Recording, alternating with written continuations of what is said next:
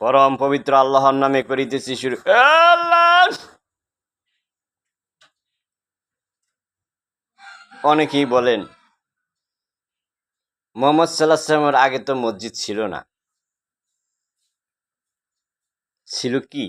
মুহাম্মদ সাল্লাল্লাহু আলাইহি ওয়াসাল্লামের পূর্বে ছিল গির্জা, যেখানে খ্রিস্টান ফাদাররা বর্তমানে বসে। এই গির্জাগুলি যিশুর নাম চলতো। এই গির্জাগুলিতে আল্লাহর উপাসনা হতো। কিন্তু সেই গির্জাগুলি কেন বাতিল হয়ে গেল? এই জন্য বাতিল হয়ে গেল যে সেই গির্জাগুলিতে পবিত্র মানব আর ছিল না। আল্লাহ! সৎ ব্যক্তিদের আশ্রয় আর ছিল না। আল্লাহ! তারা ঈসা আলাইহিস সালাম থেকে শুরু করে পূর্ববর্তী সকল নবীদের আকীদা থেকে দূরে সরে গিয়ে আল্লাহ! তাদের আলেমেরা নিজেদেরকে জাহির করে দুনিয়ার জমিনে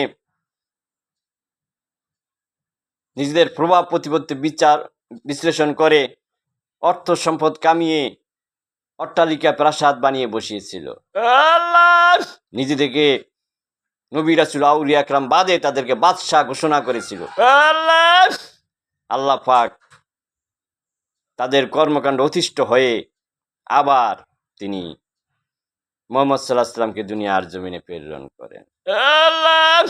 এইভাবে আমাদের দেশে বলে উলির যখন পাখনা গজায় তখন উলিকে ধ্বংস করার জন্য আল্লাহ পাক একটি প্রাণী পাঠান, সেগুলি আবার ধ্বংস করার জন্য। আল্লাহ! আলেমদের উদ্ধত আচরণের কারণে চেঙ্গিস খান প্রায় 2 কোটি মুসলমানকে হত্যা করেছিলেন। আল্লাহ! ইরাকে মুহাম্মদ সাল্লাল্লাহু আলাইহি ওয়াসাল্লামের বংশধর সহ প্রায় 2.5 লক্ষ মুসলমানদেরকে জবাই করে হত্যা করেছেন। আল্লাহ! উজবেকিস্তানে 12.5 লাখ মুসলমানকে জবাই করে চেঙ্গিস খান সেদিন 12.5 লাখ নারী নিয়ে রাশিয়ায় গিয়ে চলে গিয়েছিলেন। আল্লাহ! আল্লাহ পাক বলেন, নিশ্চয়ই আমার ধরা খুব কঠিন ধরা, সীমা লঙ্ঘনকারীদের আমি পছন্দ করি না। আল্লাহ!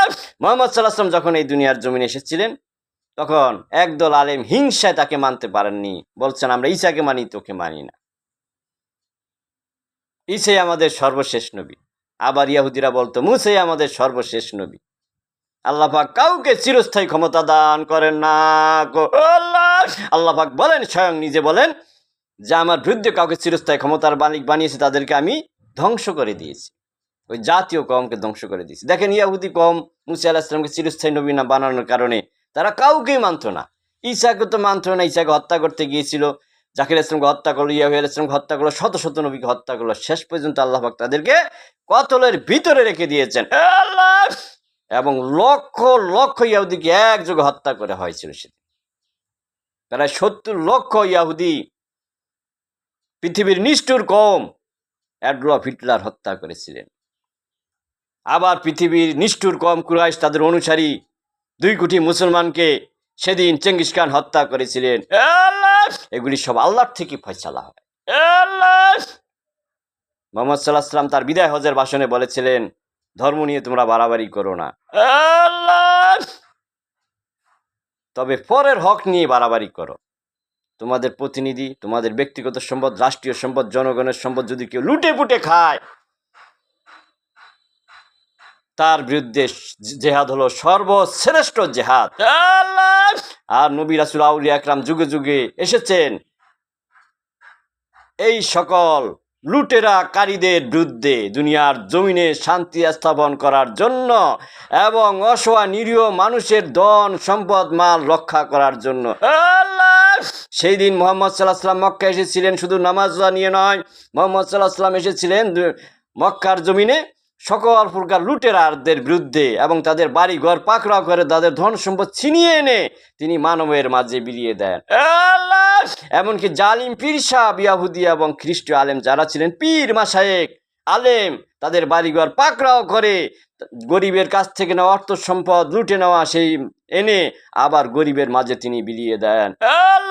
তিনি নামাজ পড়ার জন্য এই দুনিয়ার জমিনে আসেন নাই।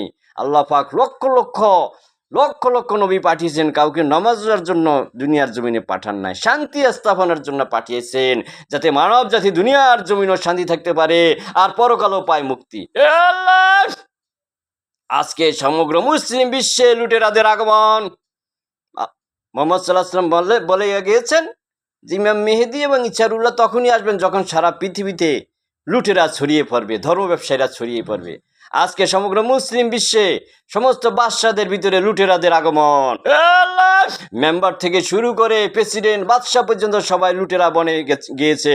আল্লাহ, ধর্ম ব্যবসায়ী, আলেম, পীর সবাই অর্থ সম্পদ বানিয়ে কামিয়ে বাড়ি গাড়ি নিয়ে ঘোরাফেরা করছে। গরিব দুঃখী মেহনতি মানুষ যারা অসহায় গরু মহিষের মতো অর্থ উপার্জন করত, তাদেরকে ভোগ করছে সিংহের রূপ নিয়ে, বাঘের রূপ নিয়ে তাদের অর্থ সম্পদগুলি লুটে পুটে খাচ্ছে। আল্লাহ, আল্লাহ তুমি মহান, তুমি এদেরকে পাকড়াও করার করো তৌফিক দান। আল্লাহ, তুমি এদের জন্য সর্বোত্তম সর্বশ্রেষ্ঠ হও ধ্বংসবান গো। আল্লাহ, তোমার ধ্বংসের নাই কোনো কুল কিনারা গো। আল্লাহ,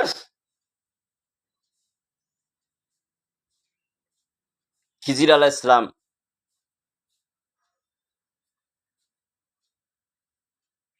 দুনিয়ার জমিনে ছিলেন, তিনি আল্লাহ পাকের জ্ঞান হতে সরাসরি জ্ঞান, তিনি যাই করতেন আল্লাহ পাক তাকে একটা বিশেষ পাওয়ার দিয়েছেন। সে পাওয়ার অর্থ হলো তিনি যা করেন সবই আল্লাহর কাজ। এটা কোনো নবীকে দেন নাই। মুহাম্মদ সাল্লাল্লাহু আলাইহি ওয়াসাল্লাম জ্ঞান পান নাই, এই কর্ম পান নাই। আল্লাহ পাক কাকে কিভাবে কোন কর্ম দান করে সেটা আল্লাহ পাকই ভালো জানেন।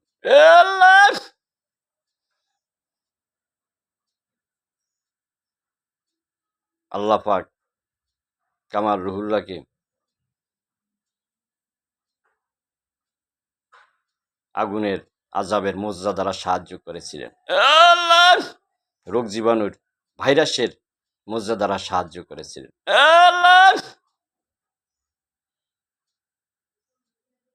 পানির আযাবের মুজজা দ্বারা সাহায্য করেছিলেন। অনেক নবী তা পান নাই।